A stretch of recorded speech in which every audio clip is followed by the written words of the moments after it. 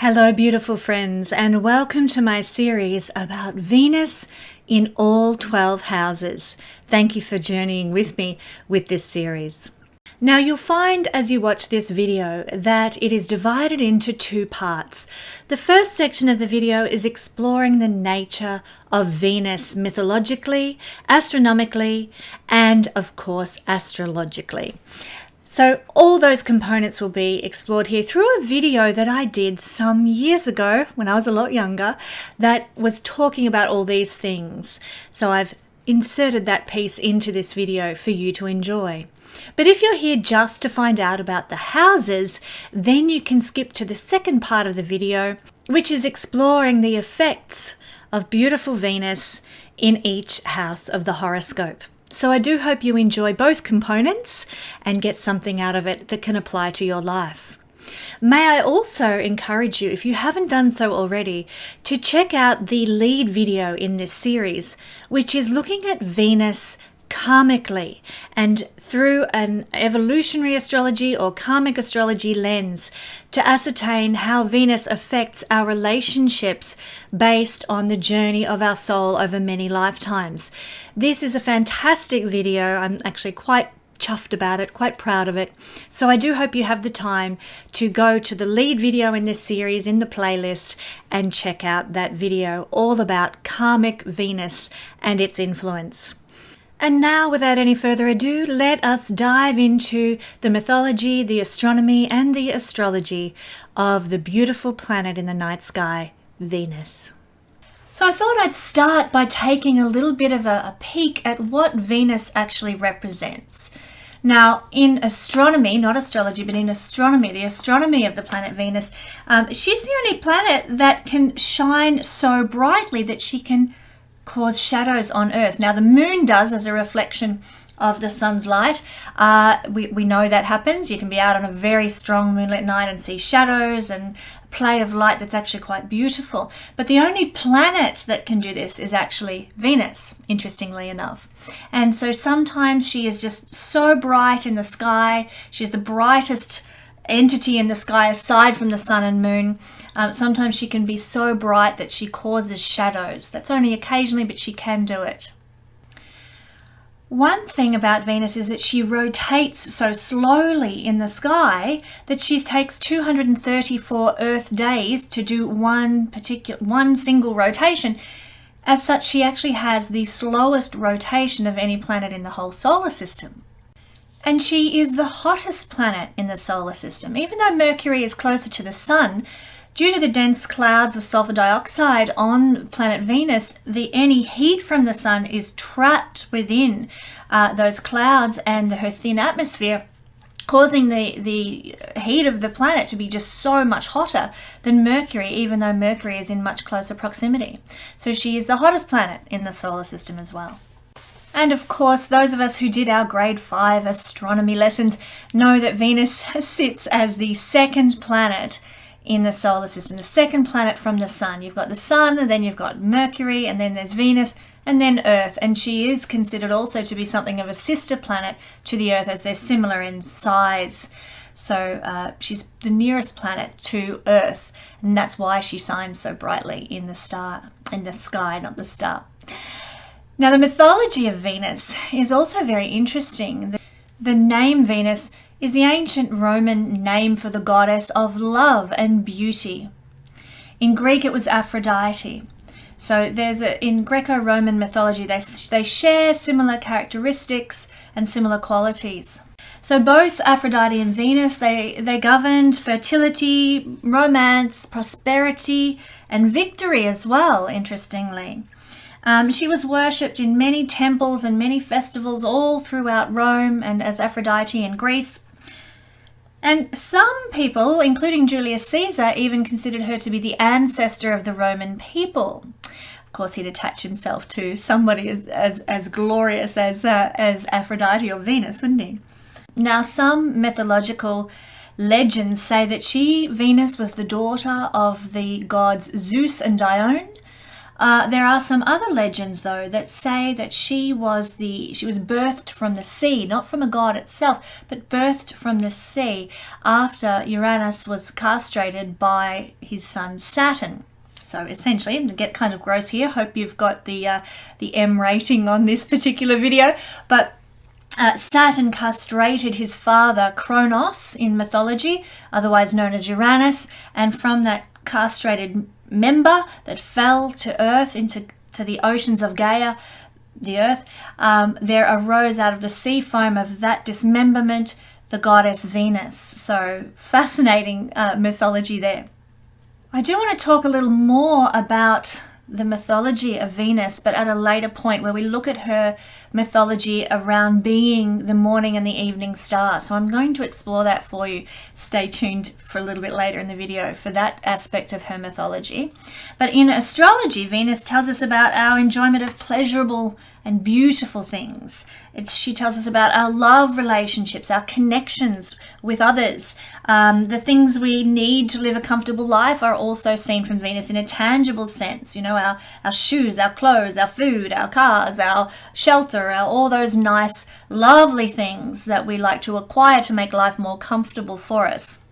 So wherever Venus sits in our chart is going to tell us all about how we interact with these ideas: love, beauty, pleasure, possessions, things we need to support our journey through life, refinement, sophistication, and women as well, seen through Venus, particularly young women. So wherever Venus sits in the chart, whatever sign, is going to tell us a lot about the dynamic that we have with those elements.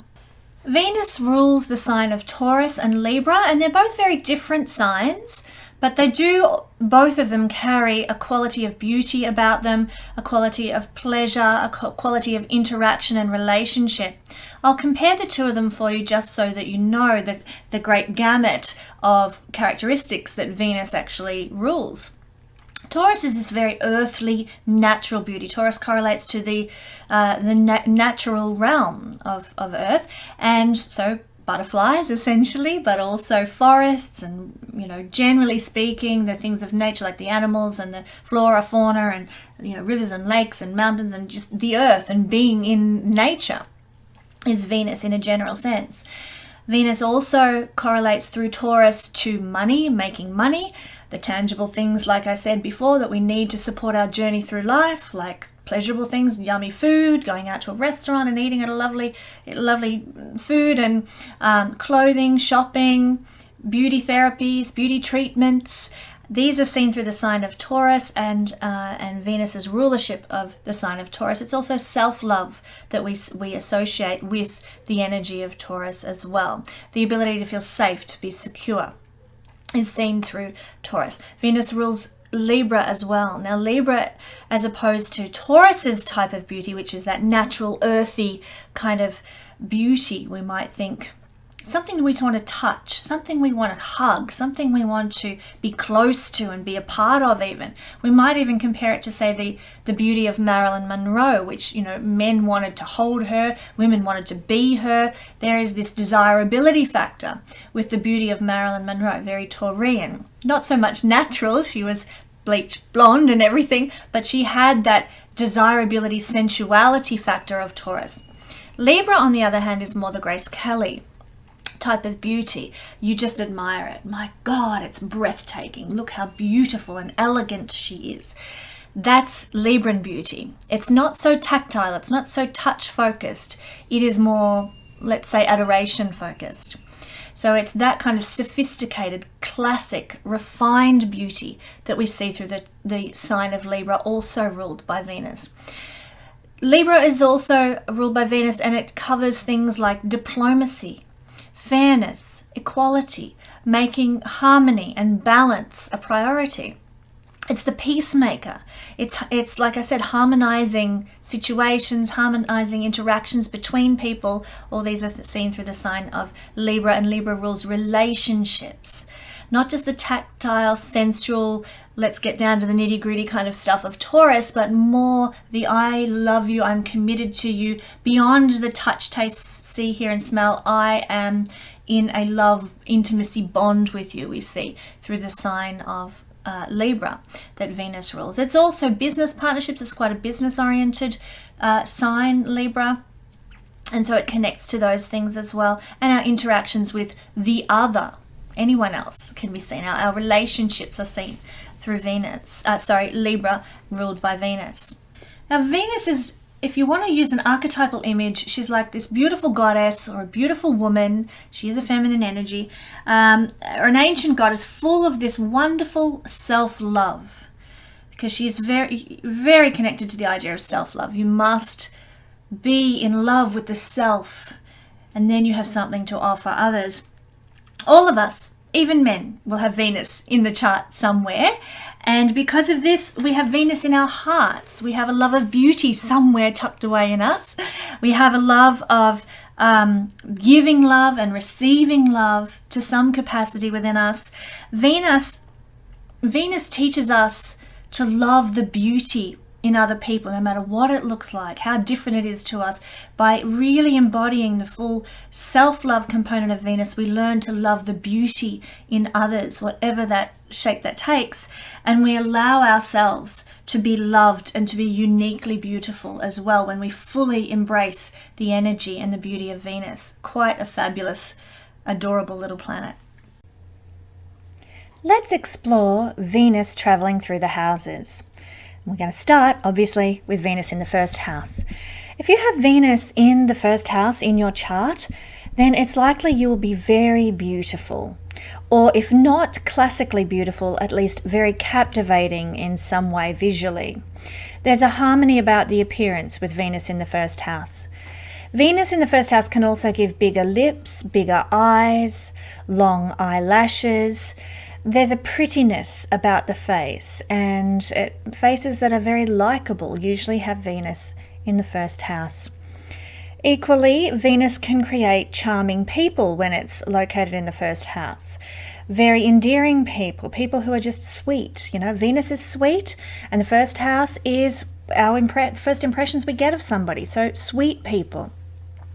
So the strategy for success for a person with Venus in the first house is to charm others, to get under their skin in a magnetic way. You will do this automatically. It won't be something you have to, knowingly step out and do. It will happen.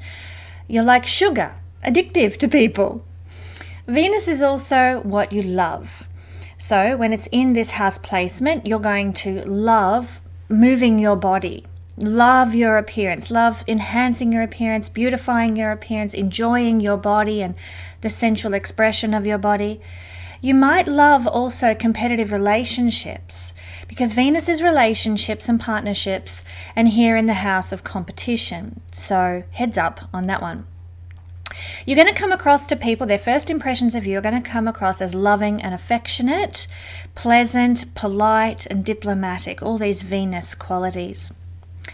There's great skills with a Venus in the first house placement at assessing beauty, like being a critique of beauty.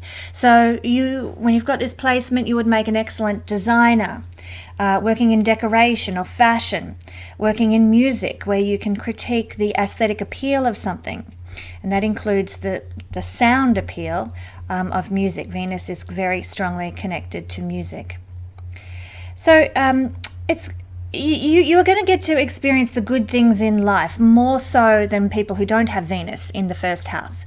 So more luxuries, more possessions, more artifacts of value, more sensuality in your life experience. So, lots of pleasurable food and touch, lots of, being in a beautiful area where you see lovely things every day, that kind of thing. The senses are enhanced throughout your life, and the sensory experiences are blessed with beauty throughout your life here in the first house.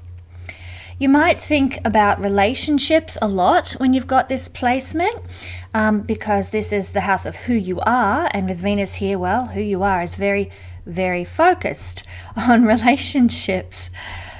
So there's often a gift of being a good matchmaker, somebody who likes to set other people up and to help other people find love and romance, not because you're a good counselor or advisor or anything like that, although that can be the case, but more so because you think a lot about relationships and how can people find relationships, how can people be in love, and therefore, you'll be the one inviting your single friends around for a barbecue so that they might meet one another, that kind of thing. Now, also for you, other people will be very attracted to being with you in relationships. So you might have a lot of suitors, a lot of people who are vying for your hand, as they say in old-fashioned terms. Now, Venus in a man's chart shows the woman that you're attracted to. Not necessarily the one you'll marry, but certainly the one that you are attracted to, that you find appealing. And here, with Venus in the first house, a man is going to like strong, independent women. But within the nature of the sign that Venus is in the first house, of course. So listen to that video for more information on what the man will be attracted to. So it also indicates that a man will pursue the woman when Venus is the first house. They're the one who initiates the relationship and the connection in relationship. So it's not, when you're a man and you have Venus in the first house, very unlikely that you're going to find attractive a woman who hunts you down, so to speak.